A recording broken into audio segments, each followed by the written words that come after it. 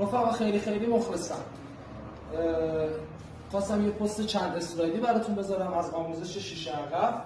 شیشه عقب 206 که یکی از سخت‌ترین شیشه عقب‌هاست و اینکه شما دیگه به راحتی بتونید شیشه عقب رو نصب کنید. نه 2 تیکه باشه، نه 3 تیکه باشه. هیچ، یه تیکه. هم خوشگل‌تره، هم اینکه بعدا کسی تو خیابون دید مسخره‌تون نمی‌کنه. فقط اینو بگم که آقا این پست اصلا اهانت به کسی نباشه. ما نمیخوایم بگیم از کسی استادترین یا خیلی بلدترین. من خودم از کسی دیگه یاد گرفتم. حالا یه موقعیتی پیش اومده درخواست شده، ما هم میخوایم یه آموزشی بذاریم. فقط صرفا این نیست که ما خیلی حرفه‌ای هستیم و خیلی بلدیم. هم پست بعدی شروع میشه. رفقا اولین کاری که تو شیشه عقب هست، باید شما یه همچین شکلی برای شیشه درست کنید. وسط کارتون صاف باشه. صاف.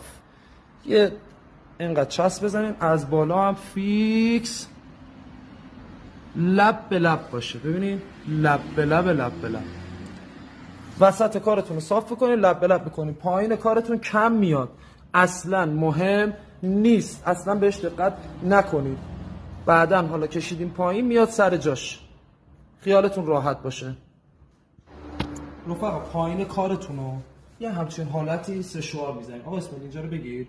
اگر همچین حالتی پیش اومد بچه‌ها اصلا مهم نیست، چون بعدن که بکشین پایین اینا همه برش میخوره و کارتون صاف در میاد.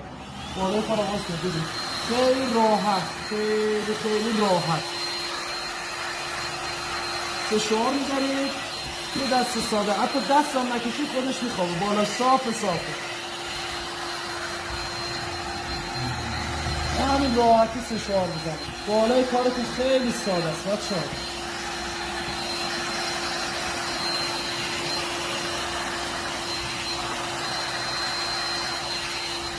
و همین صورت راحت سشوارتون رو بزنید.